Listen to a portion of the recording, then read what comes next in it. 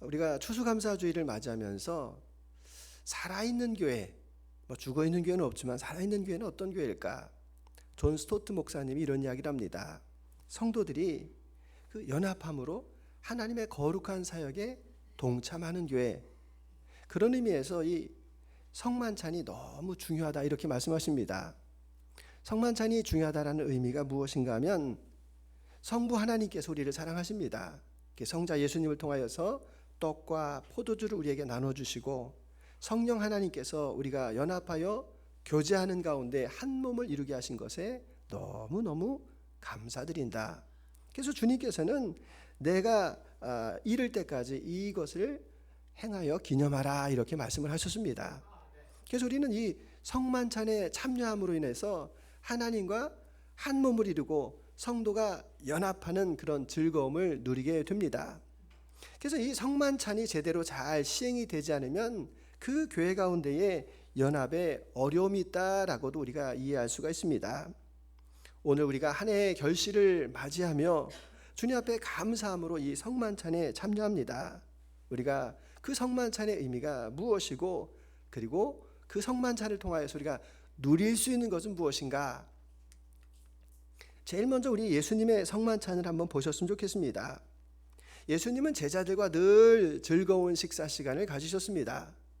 그 유대인들의 풍습에 의하면 가장 가까운 친구, 이웃과 함께 먹고 마시고 즐거움을 누리는 겁니다. 결혼식 잔치를 보게 되면 일주일 동안을 이제 먹고 마시면서 같이 축복을 합니다. 예수님께서 그 자리에 함께 참여하셔서 그 물이 포도주가 되게 하시는 역사도 보여주신 것도 우리에게는 굉장히 상징적인 의미가 있습니다. 그래서 예수님께서 그 성만찬을 늘 하셨는데 예수님 사역의 정점 가운데에서 이 마지막 저녁 식사가 나타납니다. 예루살렘에서 제자들과 함께 예수님께서 마지막으로 십자가 지기 전에 저녁을 들고 계십니다. 예수님에게는 특별한 의미가 있지만 제자들에게는 특별할 것이 별로 없습니다. 늘 예수님과 같이 그런 식사를 했기 때문에 그러합니다. 예수님께서는 이미 제자들에게 내가 이제 이 로마의 병사에게 붙잡히게 될 것이다 라는 것, 십자가에 대해서 10번 정도 말씀하셨지만 그날도 그 제자들은 무심하게 그냥 식탁을 대하고 있습니다. 이 식탁이 얼마나 중요한지 예수님께서는 이 요한복음 13장에서 그 이 마지막 만찬, 우리가 최후의 만찬 이렇게 불리고 있는데 그 부분에 대해서 이 요한복음에서는 그 복음서의 3분의 1 가량을 거기에다가 할애하고 있습니다. 그러니까 이 만찬의 의미가 굉장히 중요하다 이것을 말씀합니다. 그러니까 예수님께서 떡을 가지고 이제 축사하시기 전에 기도하십니다. 하나님 앞에 대제사장적인 기도를 드리고 그리고 즐겁게 식사를 하고 식사를 다 마치고 찬양하면서 감람산으로 올라가셨다 이런 말씀이 나옵니다. 그래서 이 제자들에게 말씀하시는 것이 무엇인가 하면 바로 떡과 포도주를 말씀합니다. 여러분 이 떡과 포도주를 어떻게 만드는지 다 아시지 않습니까? 자, 이 떡을 만들기 위해서는 곡물이 바스러져야 됩니다. 바스러져야지 떡이 나오는 것이고 포도주는 이 포도가 으깨어져야지 포도주가 나오는 겁니다. 예수님께서는 나의 이 희생을 통해서 새로운 공동체를 만드시겠다라고 약속하시는 장면을 볼 수가 있습니다. 그래서 누가복음 22장 19절에서 예수님께서 너희가 이것을 행할 때마다 나를 기념하라. 기념하라는 말의 의미가 기억하라는 뜻입니다. 그러니까 왜 기억하라고 이야기했겠습니까? 이 만찬을 마치고 나면 제자들이 예수님이 십자가에 달리실 때 다 도망간다는 것에 대해서 아셨습니다. 그렇기 때문에 너희들이 그 도망간 그 자리에서라도 다시 이 만찬의 아름다움을 기억하고 다시 모여서 연합하고 이것을 늘 기억하라 이렇게 말씀해 주신 것입니다. 그러니까 예수님의 성만찬 자기를 희생하고 기쁨의 만찬이 되었고 함께 모여서 연합하는 즐거움을 우리에게 말씀해 주셨습니다. 두 번째가 바울의 성만찬입니다. 여러분, 최근에 아주 재미있는 뉴스가 하나 나왔습니다. 경상북도 김천시에서 김밥 축제를 했습니다. 그래서 김천시가 13만 밖에 안 되는 이 쇠락하는 도시였었는데 관광객이 한 10만 명 정도 몰렸다고 합니다. 김천에서도 놀라고 사람들도 아니 김천하고 김밥하고 무슨 관계가 있어요? 여러분, 김천하고 김밥하고 무슨 관계가 있습니까? 관계가 있답니다. 밖에 나가서 보시게 되면 김밥 천국이라는 데가 있는데 그거를 젊은 사람들이 줄여가지고 다 김천 이렇게 말한다고 합니다. 그래서 김밥하고는 아무런 관계가 없는데 그럼 우리도 한번 이렇게 역발상해가지고 이런 축제 한번 열었으면 좋겠습니다. 해가지고 아주 유쾌한 축제가 되었다. 뭐 이런 기사입니다. 여러분, 이렇게 김밥 천국이 김밥으로 바뀌는 것처럼 예수님 시대의 그 성만찬이 이제 20년이 지나서 이 고린도 교회가 가지고 희석이 되어버립니다. 희석이 되어버렸다라는 말의 의미는 무엇인가 하면 성만찬을 하긴 하는데 그 의미를 잃어버렸다라는 말입니다. 왜 그런가 하면은 그 고린도 교회에서 이제 식사 당번이 있는데 성만찬 당번이 있는데 주로 부자들이 담당했다고 합니다. 저희도 이따가 밖에 나가서 식사를 할 텐데 부자들이 먼저 식탁을 준비하고 예배를 마치고 좀 기다려야 되는데 부자들끼리 모여서 먼저 식사를 했다라는 겁니다. 이 가난한 사람들이 이 마음이 상하는데 이 부자들이 왜 먼저 식사를 했을까? 그 당시에 그 풍습 가운데에서 그 유력한 신이나 어떤 능력 있는 사람과 함께 식사를 하고 성물을 만지게 되면 나에게도 그런 능력이 임한다, 이런 미신이 있었다라는 겁니다. 부자들이 원래 자기 개발을 잘하지 않습니까? 그래서 다른 사람을 배려하지 않고 내가 먼저 그 좋은 기회를 선점해야 되겠다, 이러는 사이에 예배를 마치고 온 가난한 사람들이 마음이 상하는 겁니다. 가뜩이나 이 고린도 교회는 이 파벌을 지어가지고 성도들이 나눠져 있었고 그 성령의 은사를 가지고 이렇게 다툼이 있었던 때라서 이 마음이 상한 것이 이 바울에게도 그대로 전달해지고 있습니다. 그래서 읽지 않았지만 11장 20절에서 보시게 되면 그런즉 너희가 함께 모여서 주의 만찬을 먹을 수 없으니, 바울이 얼마나 화가 났으면 이 거룩한 분노로 이렇게 말하겠습니까? 너희는 같이 모여서 주님의 만찬을 먹을 수 없다, 이렇게 말하는 겁니다. 그 문맥 가운데서 나오는 이야기가 똑같이 27절부터 29절까지 말씀 가운데, 특별히 29절 가운데 주의 몸을 분별하지 못하고 먹고 마시는 자는 자기의 죄를 먹고 마시는 것이니라. 즉 정말 주님께서 말씀하시는 그 연합과 하나됨의 의미를 너희가 알지 못하고 너희가 이 성만찬에 참여하면은 너희가 죄를 짓는 것이다 라고 이렇게 말씀하고 있다는 겁니다. 그래서 여러분, 우리가 이 성찬의 의미가 무엇인지를 깨닫는 것이 참 중요합니다. 그 성찬의 의미를 깨닫지 못하는 사람들은 떡이네, 포도주요, 이러고 말지 않겠습니까? 의미가 없습니다. 그런데 그 성만찬을 아는 사람의 의미는 이것이 예수님의 몸이다, 이것이 우리를 위하여 흘리는 예수님의 피다라고 이렇게 인정하는 겁니다. 그래서 우리의 신앙이라고 하는 것이 여러분, 이 상식과 이성을 뛰어넘어야 됩니다. 왜냐하면 우리가 인간이 살아가고 있는 모든 세상 가운데서는 다 상식이 통용이 됩니다. 근데 거기에다가 믿음을 이야기하고 계시를 이야기하면 무슨 소리 하는 거야? 과학시대에. 여러분, 이런 이야기 딱 듣기 좋습니다. 근데 신앙이라고 하는 것은 영적인 것이기 때문에 반드시 계시성이 있어야 됩니다. 그래서 주님께서는 저희들에게 이 상식을 깨트리라고, 그 계시성, 영적인 세계가 열리라고 뭘 주십니까? 고통을 주십니다. 그 고통을 통해서 내가 나 자신을 의지하고 세상을 의지하며 살아왔던 이것이 얼마나 어리석은 것인가 라는 것을 깨닫습니다. 그러니까 이 곡물이 바스러지는 그 경험을 통해서 떡이 되고 으깨지는 그 경험을 통하여서 포도주가 된 것처럼 내 자아가, 내 상식이, 내 이성이 완전히 이렇게 깨어질 때 그것이 예수님의 살과 떡이 될 수 있음을 믿으시기를 바랍니다. 그래서 여러분, 이것을 아는 사람은 이 추수의 의미도 남다릅니다. 예수님을 모르는 농부는 뭐라고 말하겠습니까? 이번 여름에 너무 더웠어. 이거 곡물이 잘 자랄까 생각했는데 그런 대로 농사 잘 지었네. 내가 수고하고 열심히 해서 그래. 근데 내년에는 아무래도 이 열대야 기후가 나타나니까 새로운 작물을 심어봐야지. 이러고 끝납니다. 믿음을 가지고 있는 농부는 어떤 마음을 품겠습니까? 올여름에 참 무더웠어. 근데 내가 걱정을 많이 했는데 주님께서 이렇게 거두게 하셨어. 너무너무 감사드려. 그런데 나는 이렇게 감사한데 제대로 거두지 못한 농부는 마음이 얼마나 아플까? 내가 그 사람들을 어떻게 위로해 줄 수 있을까? 여러분, 이것이 믿음을 가지고 있는 그런 농부의 태도다라는 것을 이야기합니다. 그것을 더 정확하게 알 수 있는 것이 우리가 창세기를 보시면 아벨이 하나님 앞에 제물을 바치고 그 형 가인도 제물을 바쳤습니다. 가인의 것은 농산물 중에서 드렸고 아벨은 양을 잡아서 드렸습니다. 근데 하나님께서 아벨의 것은 받으셨는데 가인의 것을 받지 않으셨습니다. 똑같이 드렸는데 거기에 미묘한 차이, 아주 중요한 차이가 있습니다. 이 가인이 농산물을 드렸는데 그거는 복수로 나옵니다. 많은 것 가운데 드렸는데 미완료로 드렸습니다.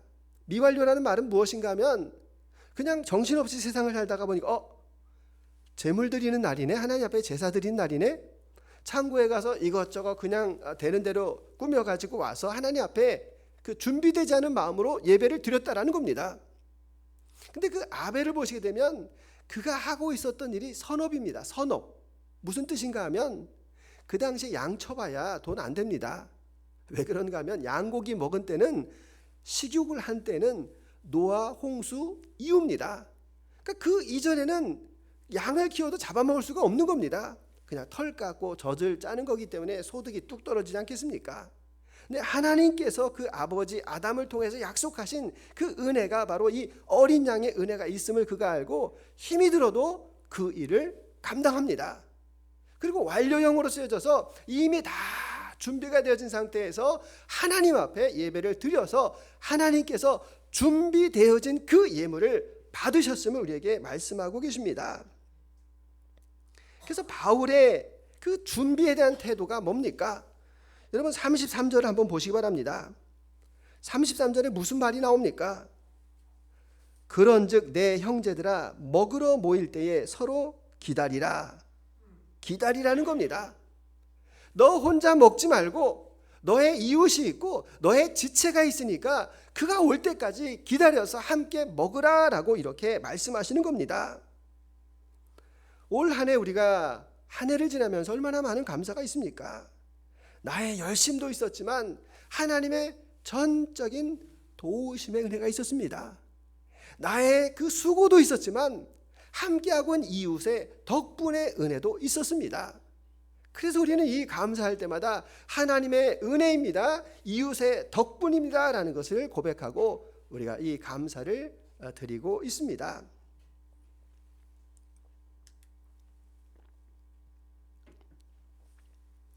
그럼 우리 시대에 이 성만찬은 어떤 의미가 있을까? 여러분, 이렇게 성만찬을 준비하고 성만찬에 참여할 때 여러분은 마음이 늘 어떠십니까? 마음이 즐겁고 가볍습니까? 근데 실제적으로 가볍고 즐거워야 되는데 왠지 모르게 무겁고 그리고 너무 엄숙한 것이 사실은 우리가 드리고 있는 성만찬의 시간이기도 합니다. 왜 그런가 하면 아까 그 말씀 있지 않습니까? 27절부터 29절까지 말씀을 쭉 보게 되면 누구든지 주의 떡이나 잔을 합당하지 않게 먹고 마시는 자는 주의 몸과 피에 대하여 죄를 짓는 것이니라. 그래서 목사님이 큰 문제죠. 목사님이 그렇게 얘기합니다. 여러분 가운데 죄가 생각나거나 죄 지을 만한 분이 있으면 여러분 성찬에 참여하시지 마시기 바랍니다. 이렇게 이야기할 수도 있습니다. 그러면은 대부분 다 강심장이 아니라서 마음 가운데 내가 죄를 지었는데 하면서 두렵고 떨리는 마음으로 이렇게 참여합니다. 또 우리가 보통 또 찬송 가운데에서 이렇게 성찬 찬송을 부를 때 나 같은 죄인 살리신 주 은혜 놀라와, 그러면 왠지 모르게 하나님 앞에 정말 내가 죄를 지은 것 같고 그러면서 우리가 무거운 마음으로 성찬에 참여하는 것도 사실입니다. 그래서 우리가 예수님의 그 은혜보다도 자책하는 마음이 우리가 성찬의 앞에 주로 드는 생각이기도 합니다. 왜 그럴까? 여러분 왜 그렇겠습니까? 정말 성찬의 의미가 이렇게 무겁고 우리를 짓누르고 힘들게 하는 것일까? 그렇지는 않습니다. 그 이유가 무엇인가 하면 이 로마 카톨릭에서 이 유럽의 그 제사 문화를 이 성찬에 가져왔습니다. 그래서 여러분 레퀴엠이라고 이 그 진혼곡 아시지 않습니까? 그 레퀴엠과 같은 그런 무겁고 어두운 분위기, 그 순환의 분위기로 만들었기 때문에 그러합니다. 그래서 여러분 잘 생각해 보시게 되면 이 가톨릭에서 주장하고 있는 것이 화채설이라고 합니다. 화채설이라는 말의 의미가 무엇인가 하면 우리가 여기에 있는 빵이 있고 포도주가 있는데 이게 그냥 빵하고 포도주가 아닙니다. 이거는 이미 예수님의 몸이고 피입니다. 그러니까 이 사람들이 예수님의 몸이고 피라고 하니까 중세 사람들이 얼마나 많은 두려움이 있었겠습니까? 그래서 혹시라도 어린아이가 이 성찬에 참여하다가 잘못해서 떨어뜨렸습니다. 그거 어떻게 되는 겁니까? 예수님의 피가 바닥에 이렇게 흐르는 겁니다. 그러니까 사제들이 기어가지고 그것을 다 혀로 이렇게 핥아먹고, 그러니까 어린아이들에게는 세례를 주지 않은 이유도 바로 여기에서 유래가 되고 있습니다. 개혁교회에서, 우리가 속해 있는 이 개혁교회에서는 이것을 기념설로 이야기합니다. 특별히 우리 교단에서는 영적 임재설 이렇게 이야기하는데 그냥 떡과 포도주입니다. 그런데 우리가 이 예식을 통하여 하나님 앞에 기도하고 드렸을 때 그것이 예수님의 몸과 살로 변화되어진다라는 그런 영적 임재설을 우리가 믿고 있습니다. 그런데 우리가 또 생각을 해보시게 되면 예수님이 마지막 저녁을 드셨을 때, 바울이 만찬을 드셨을 때 지금과 같이 이렇게 종지잔 작은 데다가 빵도 요만하게 해가지고 드셨을까? 어떻게 생각하십니까? 어떻게 드셨을까? 여러분 이건 만찬, 저녁입니다. 저녁 식사입니다. 그러니까 포도주도 많이 드시고 빵도 배부르게 두둑히 드셨다라는 겁니다. 그럼 왜 우리는 요만큼 줘요? 이렇게 우리가 물어볼 수 있지 않습니까? 왜 우리는 이만큼 마시면 안 되고 이만큼 먹으면 안 됩니까? 라고 우리가 의문을 가질 수 있는데, 사실은 이게 이 교회에서 예식을 치르는 가운데 교회가 너무 많이 커져 있기도 하고 또 그 정해진 시간 안에 이렇게 이 성례를 집행하다가 보니까 작아졌다. 여러분 우리가 이렇게 이해를 하시면 좋을 것 같습니다. 그럼 그거 잘못된 거 아닙니까? 라고 말하기도 또 그렇습니다. 왜냐하면 우리는 예배를 마치고 나서 이제 풍성한 식탁을 준비하고 있기 때문에 그렇습니다. 그래서 그 식탁 안에서 먹고 마시고 즐기고 성도가 서로 사랑하고 교제하는 것, 그것이 바로 성만찬의 바른 의미다라는 것을 우리에게 말씀하고 계십니다. 이 일을 위해서 저는 너무너무 감사한데, 여러분 여기 앞에 이렇게 한번 보시기 바랍니다. 여기 호박도 있는데 이거 농사지은 호박입니다. 그리고 또 오셔가지고 준비도 이렇게 잘 해주시고 또 음식도 잘 준비해 주셔가지고 아마 기대가 됩니다. 우리가 정말 즐겁고 행복하겠다라는 그런 기대가 됩니다. 그리고 그 성도의 교제라는 것이 얼마나 기쁘고 감사한가. 제가 지난 화요일에 이게 하나님 나라구나라는 것을 깨달은 적이 있습니다.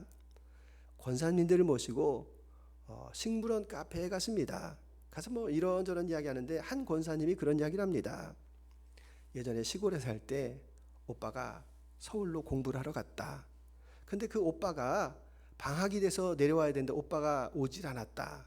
그래서 그때 많이 불렀던 노래가 뜸북새 우리 오빠 말 타고 서울 가시며 노래를 하는데 사실 우리가 그 카페라서 여러분 동요 부른 거 이해하시기 바랍니다. 그래서 같이 동요를 막 불렀습니다. 근데 제 마음이 너무 정말 순수하시다. 오빠를 저렇게 좋아하고. 권사님 근데 오빠 나오는 노래 또 있어요. 오빠하고 나하고 만든 꽃밭에, 같이 막 부르는데 한 권사님이 근데 목사님 오빠 맞아요? 오빠 맞아요? 이렇게 묻는 겁니다. 오빠가 아니죠, 아빠죠. 그래서 권사님이 너무 오빠를 좋아하셔가지고 아빠하고 나하고 그냥 오빠하고 나하고로 불렀습니다. 그러면서 같이 동요를 막 부르는데 너무 감사한 겁니다. 야, 믿음의 사람들이 모여가지고 이렇게 같이 삶을 나누고 또 신앙을 나누고 이렇게 함께 노래할 수 있다는 것이 얼마나 감사한 일인가라는 것을 깨달았습니다. 여러분, 우리가 즐겁게 먹고 마시고 그리고 함께 누리는 이 모든 것이 바로 우리가 하나님의 나라입니다. 지체가 되었다라는 겁니다. 우리가 공동체라는 것을 우리가 스스로 입증하고 있는 겁니다. 그래서 우리는 예수님의 생명으로 살아가지만 내가 가는 곳에서 다른 이웃들과 함께 하나님의 나라를 누리며 살아가는 것입니다. 그래서 결론적으로 오늘 이 말씀 가운데에서 예수님께서 성만찬을 하십니다. 완벽하겠습니까? 부족한 게 있습니다. 왜 부족하겠습니까? 고향 갈릴리에서 먹는 만찬이 아니라는 겁니다. 타지인 예루살렘에서 먹는 만찬입니다. 만찬을 먹는 멤버를 보면 밥맛 뚝 떨어집니다. 나를 배반한 가룟유다도 거기에 있고 그리고 베드로 외에 다른 제자들도 다 도망갈 제자들이지만 예수님께서는 그 자리에서 유쾌하고 즐겁게 최후의 만찬을 함께 가지시고 그리고 찬송하며 감람산으로 가셨다라는 이야기입니다. 그러니까 여러분, 우리가 잘 생각해 보시게 되면 부족함이 있을 수 있습니다. 우리가 모여있는 곳에 완전하지 않기 때문에 부족함이 있을 수 있습니다. 근데 그 자리에 충만한 이유가 뭡니까? 그 자리에 예수님이 계셔서 우리는 충만하다라는 것입니다. 그러니까 이 성만찬 가운데에서 주님의 식탁 가운데 의인을 부르는 것이 아닙니다. 부족한 자를 부르셔서 주시는 하나님의 선물이 바로 이 성만찬의 자리이다라는 것을 말씀해 주고 있습니다. 그래서 우리는 바울이 말한 것처럼 33절에 먹으러 모일 때 기다리라라는 말을 다시 한번 기억합니다. 그때는 누가 안 왔는지를 기억해 보는 겁니다. 왜 못 왔는지를 우리가 기억하면서 그들과 함께하지 못하는 것에 아쉬워하며 함께하는 그 즐거움을 누리는 자리가 바로 이 성만찬의 자리이기 때문에 그렇습니다. 그래서 예수님 안에서 우리가 살과 피를 먹고 마심으로 지체가 되고 하나가 되겠습니다라는 그 고백이 저와 여러분의 고백 되실 수 있기를 원합니다. 오늘 추수감사절을 맞이하여서 주님께서 열매를 거두게 하시고 풍성하게 하시고 우리에게 지체가 되게 하신 그 은혜를 다시 한번 기억하겠습니다. 그리고 함께 먹고 마시고 즐거워하며 지체로 기쁘게 살아가겠습니다. 그런 고백이 오늘 저와 여러분 가운데 함께 하실 수 있기를 소망합니다. 주님 감사합니다. 모여있는 사람들은 죄인이지만 그곳에 주님이 계셔서 이 식탁은 완전합니다. 풍성합니다. 주님께서 의인을 부르시는 것이 아니라 죄인을 위하여서 준비하신 그 은혜의 선물임을 우리가 깨닫게 하여 주시옵소서. 우리로 이 자리에 참여함으로 기쁘고 즐겁고 감사함이 넘치는 그런 추수의 결실의 시간 되게 하여 주옵소서. 예수님의 이름으로 기도드립니다. 아멘.